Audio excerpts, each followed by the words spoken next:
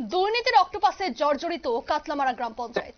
যে অভিযোগ যে নয়া বেবি টয়লেট নির্মাণে অর্থ হাতিয়ে নেওয়ার এবং এই মোহনপুরের কাতলামারা পঞ্চায়েতের দুটি অঙ্গনওয়াড়ি কেন্দ্রে অভিযোগের তীর পঞ্চায়েতের সচিব ও স্থানীয় সদস্যের দিকে। তবে এই ধরনের অভিযোগ পঞ্চায়েতের স্বচ্ছতা এবং জবাবদিহিতা নিয়ে কিন্তু প্রশ্ন তুলতে শুরু করেছে।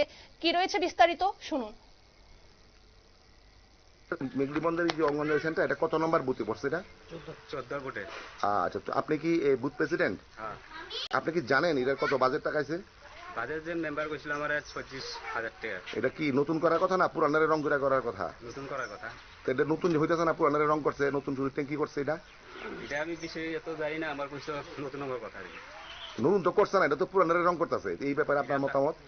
তারা মেম্বার আর একটা আমার কর্মী আছে, তারা সমান মেম্বারকে, মেম্বারের নাম কি? ভগবতী দাস। ওই তাই নিয়ে করেছে এটা। কাজটা করতেছে কে? তার স্বামী। নাম কি? সুমন দেব। তা আপনারা বুঝতেছেন এটা যে আপনারা এরা যে জুট চুরি করতেছে, মানে চুরি করে লই যেতেছে। এখানে 36,000 টাকা লেফটেন্ডের মধ্যে 10,000 টাকা খরচা করিয়া বাকি 26,000 টাকা মাইরা দেবো, এটা বুঝতেছেন নি? বুঝে আছি।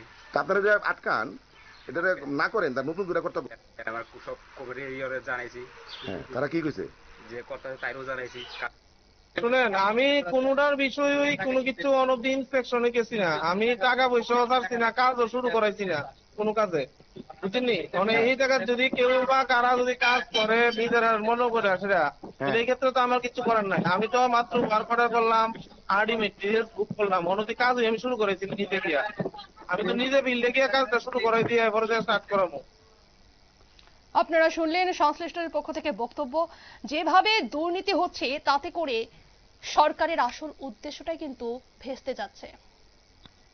নিয়ে নিচ্ছে ছোট্ট একটি বিজ্ঞাপন বিরতির সঙ্গে থাকুন।